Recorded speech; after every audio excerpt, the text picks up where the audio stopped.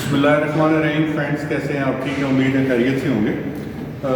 Canada की एक video हमने अपलोड की थी, तो उस पर हमें काफ़ी अच्छा रिस्पांस आया। तो कुछ क्वेश्चंस वगैरह भी जो है ना वो दोस्तों ने पूछे हैं, तो मैंने कहा बजाय वन बाय वन जवाब देने के ना एक ही दफ़ा एक वीडियो बना के तो डिटेल से मैं रिप्लाई कर देता हूँ।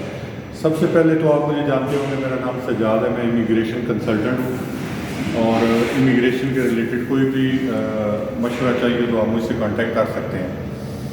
अब उसके बाद आ जाते हैं हम अपने टॉपिक्स पे।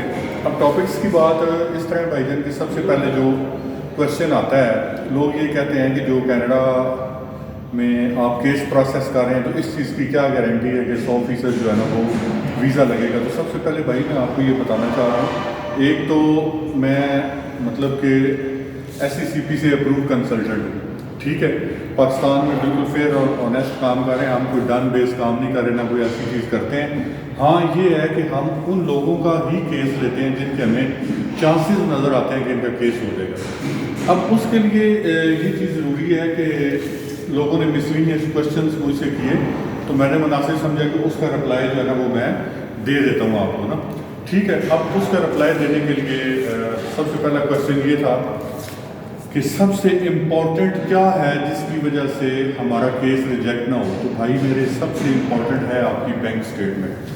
अब बैंक स्टेटमेंट के बारे में एक सेपरेट वीडियो भी मैं अपलोड कर दूँगा, लेकिन मेन चीज़ ये समझें कि बैंक स्टेटमेंट जो है ना वो ऐसी होनी चाहिए, लास्ट 6 मंथ मिनिमम 20 लाख आपके बैंक स्टेटमेंट में मौजूद होने चाहिए। ये चीज़ आप, और वो 20 लाख ऐसे नहीं है कि भाई 5 महीने तो आपने 5-6 लाख रखा हुआ और अचानक 20 लाख आ गए, 50 लाख 1 करोड़ आ गया। अब एक बंदा है उसका 1 करोड़ 20 लाख पड़ा हुआ था, उसका केस रिजेक्ट हो गया, वो कह रहे इतना पैसा तो रिजेक्ट हो गया। तो अब वो जारी बात है कहीं से अमाउंट ला उसने वक्ती तौर पर अपने अकाउंट में रखवा दी, तो जो वीज़ा ऑफिसर है वो इतना पागल तो नहीं है, तो उसने केस रिजेक्ट कर दिया। तो मेन चीज़ ये है कि अमाउंट को वो कंसिडर करते हैं, आपकी बैंक स्टेटमेंट को कंसिडर करते हैं, लेकिन बैंक स्टेटमेंट भी एक टेक्निकल चीज़ है, ठीक है। अब बैंक स्टेटमेंट जब एक टेक्निकल चीज़ होती है ना, तो उसमें आपको ये समझने की ज़रूरत है कि वो बैंक स्टेटमेंट लास्ट 6 मंथ के लिहाज से होनी चाहिए आपकी। ऐसा नहीं है कि आप जो है ना वो उसको बस ऐसे ही रैंडमली जो है ना वो अपडेट कर रहे हैं। तो लास्ट 6 मंथ के लिहाज से आपने उसको अपडेट करना है। ये एक चीज़ तो ये समझ लें, अगर आपकी बैंक स्टेटमेंट प्रॉपर है, उसमें प्रॉपर तरीके से ट्रांजेक्शन जा रही हैं, आ रही हैं। इसकी मैं एग्जांपल देता हूँ कि फॉर एग्जांपल अगर आपकी सैलरी 1 लाख है और आपका एक्सपेंस 50,000 है, तो 50,000 आप सेव कर रहे हैं, तो इट्स मीन कि जो आपकी प्रॉपर सेविंग है वो 50,000 है। तो उस अगर फॉर एग्जांपल एक बंदा UAE में रह रहा है या एक बंदा सऊदी अरेबिया में रह रहा है और उसकी 15,000 जो है ना वो रियाल या दिरहम पेमेंट है और वो 7,000 सेव कर रहा है, तो उसकी जो सेविंग है ना एक्चुअली वो उसकी मतलब कि बैंक स्टेटमेंट में जब वो शो होती है तो उस पर प्रॉपरली चांसेस होते हैं वीज़ा लगने के। तो बैंक स्टेटमेंट बहुत इंपॉर्टेंट चीज़ है कनाडा के काम में, ठीक है भाई।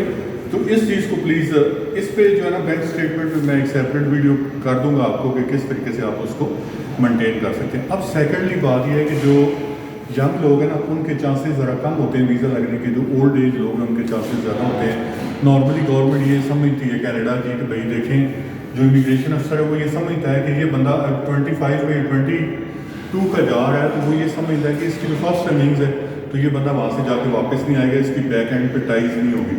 अब जब ओल्ड एज बंदा जाता है 50-60 साल का 60 है, तो वो कहते हैं ये तो अपनी इनिंग्स खेल चुका है, ये वाकई घूमने फिरने जा रहा है, तो चांसेस होते हैं कि उसका ज़्यादा चांसेस होते हैं उसके लगने के। अब एक चीज़ तो ये, बाकी मिसलीनियस चीज़ें हैं जैसे आपकी ट्रैवल हिस्ट्री है, बड़ा मैटर करती है, आपका टूर प्लान है मैटर करता है, बाकी चीज़ें मैटर करती हैं। लेकिन हाँ, अगर आप ये समझें ना कि जी यार आज तो वीज़ा ऑफिसर जो है वो लड़का है अपनी वाइफ से, अपनी सिस्टर से, अपने भाई से, तो भाई वो रिफ्यूज़ कर देगा। भाई एक बार याद रखें, कैनेडियन लोगों की जितने भी जो गवर्नमेंट एम्प्लॉय हैं जो आपका वीज़ा देखते हैं, उनकी अपनी कंट्रीज़ के साथ बहुत टाइज अच्छी होती हैं, वो बहुत फेथफुल होते हैं।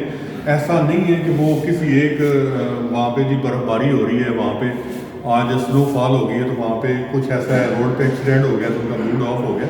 उनकी टाइज अपनी कंट्रीज़ के साथ बहुत स्ट्रॉन्ग है। अगर उन्हें ये लगेगा कि ये बंदा आके हमारी कंट्री में शॉपिंग करेगा, ये आके $5-6 हज़ार इन्वेस्ट करेगा, तो वो, और फिर सबसे मेन चीज़ ये है कि ये बंदा वापस आएगा। जब ये बंदा, उन्हें ये लगता है कि ये बंदा वापस आएगा, तो वो डेफिनेटली फिर जो है ना वो लाजमी उस चीज़ को कंसिडर करते हैं। तो ये एक चीज़ को आप अपने ज़हन में लाजमी रखें, वो इस तरीके से इसको देख लेते हैं।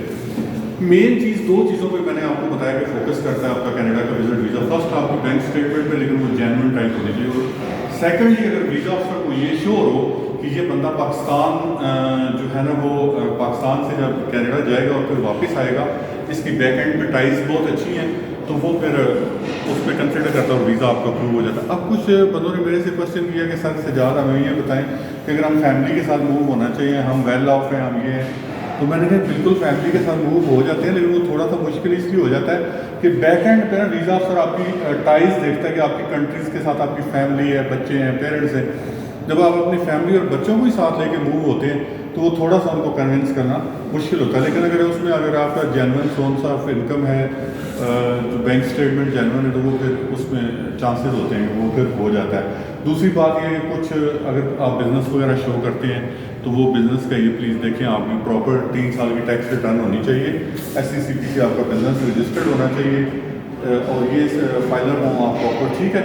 तो मतलब मेन चीज़ ये कि अगर वो ये देखते हैं कि यार ये बंदा अपनी कंट्री के साथ लॉयल है, अपनी कंट्री को टैक्स दे रहा है, तो ये यकीनन कनाडा के साथ भी लॉयल होगा, इसकी बैक एंड पे टाइज बहुत अच्छी होगी, वापस आएगा।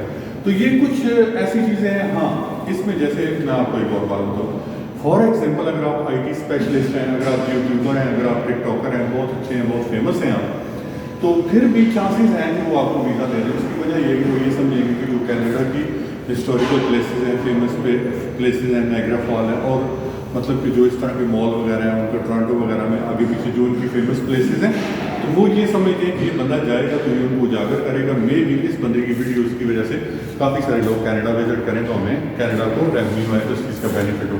तो ये मिसलिनियस चीज़ें जो कनाडा के बारे में मैंने आपको बता दी है। मेन चीज़ ये है कि अगर आपके डॉक्यूमेंट्स पूरे हैं, चेक लिस्ट मैंने ऑलरेडी एक वीडियो में अपलोड कर दी है मेरे स्टाफ ने, वो आप देख लें लाजमी, और अगर वो पूरे हैं तो फिर आप हमें अप्रोच करें। इंशाल्लाह बहुत ही रीज़नेबल प्राइसेस में हम आपका केस प्रोसेस कर देंगे और बिल्कुल ऑनेस्ट वे में प्रोसेस करेंगे। तो बाकी मेरे से अगर मज़ीद मशवरा करना हो तो मेरा नंबर है 0333117533, तो आप इस पर कॉन्टैक्ट कर सकते हैं। मेरा ऑफिस आप विजिट कर सकते हैं। एक हमारा ऑफिस ब्लू एरिया D चौक में है, वहाँ पे आ सकते हैं, और दूसरा हमारा एक ऑफिस यहाँ पे बिलाल हॉस्पिटल के सामने ब्लू स्टार के नाम से। तो दोनों में से आप कहीं भी विजिट कर सकते हैं। इंशाल्लाह आपको मिलूँगा, अच्छा मशवरा दूँगा और मशवरा फ्री ऑफ कॉस्ट दूँगा। अपना बहुत ख्याल रखिएगा। मेरी वीडियो को प्लीज़ अगर अच्छी लगे तो शेयर कर दें, चैनल सब्सक्राइब कर दें। Thank you very much for your time. अल्लाह हाफिज़, टेक केयर।